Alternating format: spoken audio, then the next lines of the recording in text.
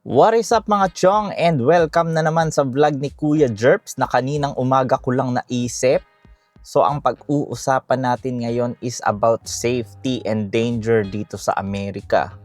So share ko lang, bago ako mag-migrate dito, ang dami kong naririnig or nag-a-advise sa akin na bakit daw ako sa USA magma-migrate. Meron namang Australia, UK, Ireland at kung saan-saan pang bansa, pero bakit sa USA? No? So yan ang topic natin ngayon, tatalakayin natin ngayon. Pwedeng single ka or may family. So ikaw na rin ang maghusga, depende sa video ni Kuya Jerps, and tara, samahan nyo ako. I-check mo yung phone mo ngayon and magbasa ka ng mga idea about sa USA. Ang mababasa mo dyan, delikado, maraming barilan, maraming kung ano-ano nangyayari, maraming pangit, konti ang pogi, walang maganda. So bago natin talakayin yan, mag-general knowledge muna tayo about sa USA. So sa USA, merong 50 na state, and sa bawat isang state na yan ay may kanya-kanyang laws, no, or batas. Pwedeng yung legal sa kabila ay illegal sa kabilang state. Pero syempre, under one constitution siya, under one flag. Kaya nga may word na United. Halimbawa, nasa Texas ka and lumipat ka ng California, ang feeling niyan para ka na ring lumipat ng ibang bansa. Bakit? Different environment, different demographics, different weather, different laws, at kung ano-ano pang different. So many faces, iba-iba ang races, no? So pag may nagsabi sa'yo, wag ka na sa USA, delikado dyan. Ibalik mo yung tanong, saang parte ng USA, saan dun sa 50 states na yun ang delikado and anong city? Kasi guys, California pa lang, when it comes to land, mas malaki na sa Philippines. So imaginein mo yun, napakalaki. So saan nga ba dun sa parte na yun ang delikado? Ang tanong din, no? Ang tanong, bakit out of 100 plus countries sa buong mundo, yung mga tao gusto pa rin dito pumunta at dito manirahan? Delikado pala dito di ba? Isipin mo na lang yun. Punta ka sa US Embassy, araw-araw, alas 5 pa lang ng umaga, may nakapila na dyan. Nagpa-process ng papers para pumuntang Amerika. Tapos tingnan mo yung mga visa bulletin, India, China, kahit saan lupalop ng mundo, lahat sila nag-a-apply papunta sa States. Kung delikado pala dito, bakit ganun? Alam nyo kasi mga chong, sa atin lang huwag yung pagsasabi sa iba. Yung mga basher ng USA, usually, wala yan dito sa States. So kung ang source ng information mo is usually, or majority, is media, no? Pwedeng naboblow out of proportion yung mga news. Pwedeng, kung nasa Pilipinas ka, basa mo, very sensationalized yung nangyayari, no? Nagkakagulo na, nagkakasabugan na. Pero dito yung mga tao nakatulala lang, ano nangyari, anong ulam, anong kakainin ko mamaya. Ganun. So guys, lawakan nyo yung pag-iisip nyo, no? Huwag masyadong naka-focus sa social media kasi pwedeng baloktotin yan yung pag-iisip mo. So dito sa Amerika, meron silang tinatawag na First Amendment, and kasama dyan yung free speech, no? Sa free speech na yan, kahit ano pwede mong sabihin na pangbabash sa government. Mura-murahin mo yung senador, yung presidente, ayos lang, hindi ka malalagot. Malalagot ka lang kung meron ng threat, no? Or very violent yung mga pinagsasabi mo. Kaya naman yung mga media dito very hayahay sa pagbabalita, no? Kahit hindi totoo, sige, balita mo, hindi naman tayo malalagot. So eto na lang mga chong, subukan mong gawin sa ibang bansa yung mga pinagagawa ng mga baliw na tao dito. Ewan ko na lang kung anong mangyari sa'yo. Di ko lang din maintindihan yung mga mindset ng ibang tao na nagmamigrate dito or lumilipat.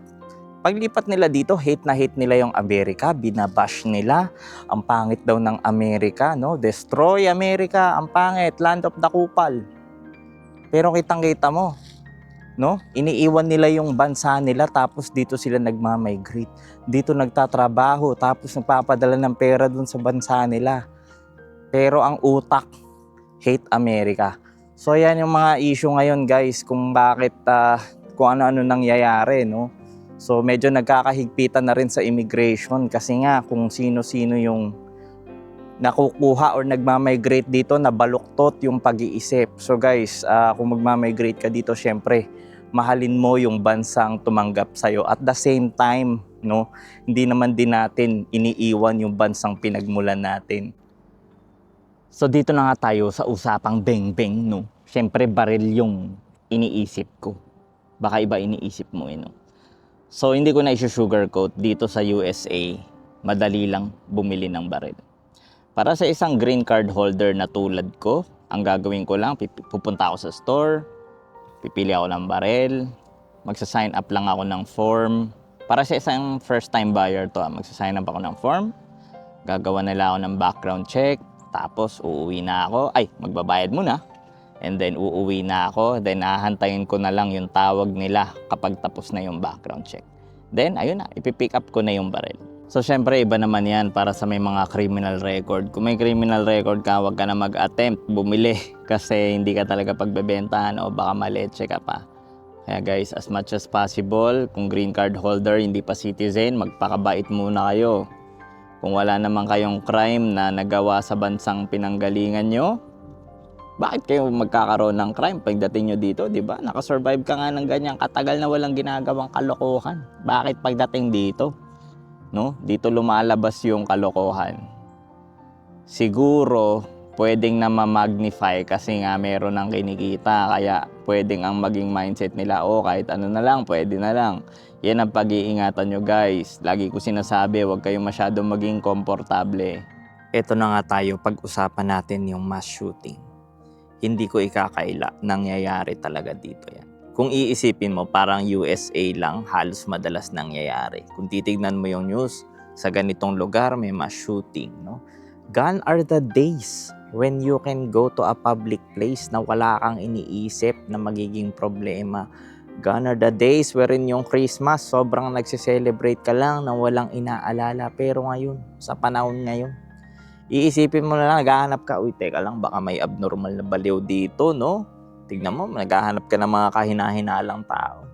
Kahit dito sa US, kahit saan ka naman pumunta Australia, US, no? Kahit saang western country na puno or panay ng mass migration, maiisip mo talaga yan. So hindi ko i-sugarcoat, nangyayari po talaga yan dito sa USA. Dito lang din ako nakakita na pati sa school kasama ang training or kung paano magtago kung may mass shooting. Kasi sa atin, sa Philippines, no? Ang tinuturo kapag merong ulan, lindol, no, apoy, dito kasama yung mass shooting. So, ang tanong, gaano ka-common yan? No? Hindi naman yan siguro araw-araw nangyayari dyan sa USA. Ang mass shooting dito sa USA, kapag nangyari yan, very important news yan. Lahat ng state, binabalita talaga yan. Hindi lang din ako makapagbigay ng definite na opinion dyan, no? Very sensitive topic. Pero, guys, sinasabi ko sa inyo, nangyayari po talaga yan. Yung occurrence niya, syempre hindi naman araw-araw, pero meron lang talagang mga ilan-ilan na nangyayari. Pero, tandaan mo, yung unang topic na sinabi natin kanina, sa US, merong 50 states. Hindi porket nangyari sa California, ganun na rin ang mangyayari dito sa North Carolina. Guys, 50 yan, no? May danger talaga yan. Isipin mo na lang, kung sa 50 states na parang 50 countries, hindi naman araw-araw merong may mass shooting nang nangyayari sa 50 states na yun. Ang danger, dyan talaga yan. Hindi mo na maiiwasan yan. Kahit nandun ka pa sa safest country, pwedeng merong mangyaring danger. Hindi ko lang din maintindihan yung ibang parents dito, mga chong. Ibang-iba kasi yung pagpapalaki sa atin, sa laking USA. Dito, takot ang magulang sa anak nila. Sa atin sa Philippines, takot ang anak sa magulang. Dito, lahat, sige, bigyan mo sa sasakyan, bigay mo ganyan. Sa Philippines, dadaan ka muna sa tsinelas, no? So, pwedeng maging factor yan na nagiging napaka-entitled or spoiled ng mga bata dito. Pag nasabihan mo ng no, naku, parang gumuhuna ang mundo. Katapusan na ng mundo. Ang nanay ko, ayaw ako bigyan ng sasakyan. Ayoko na. Sa Pilipinas, guys, kahit walang makain, okay lang. Laban pa rin. So, dito mga bata pa lang, no, bugbog na sa droga yung utak, depression, anxiety. Hindi natin dinideny, pero nangyayari talaga yan. Yun nga lang dito sa States, medyo na-amplify yan. Dahil yung ibang mga magulang talaga dito is hinahayaan lang nila yung mga anak nila sa mindset nila. Bata yan eh. Tapos paglaki, magtataka sila bakit ganyan ang ugali. So yun ang naiisip ko lang na opinion ko na pwedeng maging factor kung bakit natutuyot ang utak ng mga kabataan dito sa USA. Kung hindi gagabayan maigi, no? Pwedeng maging patiwarik ang pag-iisip ng iyong anak. Huwag na kayong magalit. Opinion lang naman yan, mga chong. So, ang danger, nangyayari talaga yan. Randomness exists everywhere. Tingnan natin, baka may mga kahinahinala dito sa kagubatan. Wala naman. Pero yun nga, meron tayo, marami tayong pwedeng gawin how to keep us safe. And bibigyan ko kayo ng mga idea na pwede nyong isapuso. Pwede rin yun mawag gawin. Pero ito yung mindset ko or ginagawa ko how to keep myself safe dito. Unang-una mga chong, choose the right neighborhood. Kung ikaw, mahilig ka sa mura, no? Lahat ng gusto mo mura, priority mo mura, expect mo yung mga kapitbahay mo, baka mamura mo din. Siyempre, iba-ibang ugali yan. May experience din ako kasi guys, nung una ako dito. Doon ako sa mura, yun ang priority namin, dapat mura. After a while, brinik din namin yung list namin and nang-move kami sa medyo gitna na price. And di na kami bumalik pa. We never looked back. Ito yung piece na gusto namin. Mas mahal nga lang siya ng konti lang. Actually, hindi naman konti. Medyo times 1.5 yung presyo mula dun sa una. Pero okay. Okay yung mga kapitbahay, edukado, malinis, no? So kung ikaw, dapat ang mindset mo una, maghahanap ka ng bahay, tirahan. Choose the right neighborhood, mga chong. Pangalawa, mga chong, right demographics. Tandaan nyo na lang, demographics alone do not cause danger. Conditions do. So personal preference mo, kung anong gusto mong mga tao ang samahan mo, ang sasamahan mo, and kung anong mga tao ang makikihalubilo ka or nasa paligid mo. Personal preference mo na yan. Hindi natin ikakaila. Meron tayong mga personal preference na gusto nating sasamahan which will make us feel safe. Kung pakiramdam mo, gusto mo kasama mga Pilipino, di goods. Doon ka sa grupo maraming Pilipino. Kung gusto mo, marami kang kasamang hindi Pilipino, di doon ka sa maraming hindi Pilipino. Doon ka sumama sa feel mo na safe ka. Kanya-kanyang preference yan. For me, meron din akong sarili. So, ayun lang. 1 and 2, proceed naman tayo sa next. Number 3, common sense. So mga chong, common sense lang. Kung alam nyo nang alanganin yung oras or gabi, wag na kayong kung saan-saan pa pumupunta. Ngayon, ako guys, personally, hindi mo ko makikita kung saan-saan pag oras na ng gabi. Meron akong kakilala, kung kailan pa madaling araw, doon niya naiisipan magpagas. Ang sarap sa bunutan. Pero yun nga mga chong, yung mga danger, hindi mo yan ine-expect. Pwede yan mangyari. Kaya as much as possible, iwasan nyo kung oras na ng alanganin. Huwag nyo nang i-sacrifice yung mga hindi worth it na bagay na pwede namang ipagpabukas na pag sikat na si Haring Araw. Panghuli mga chong, ako lang mag-a-advise nito. Maging judgmental ka. Judgmental? Ano ibig sabihin nun? Mga chong, may kahinahinalang tao sa paligid, huwag nyo nang hayaang makalapit sa inyo.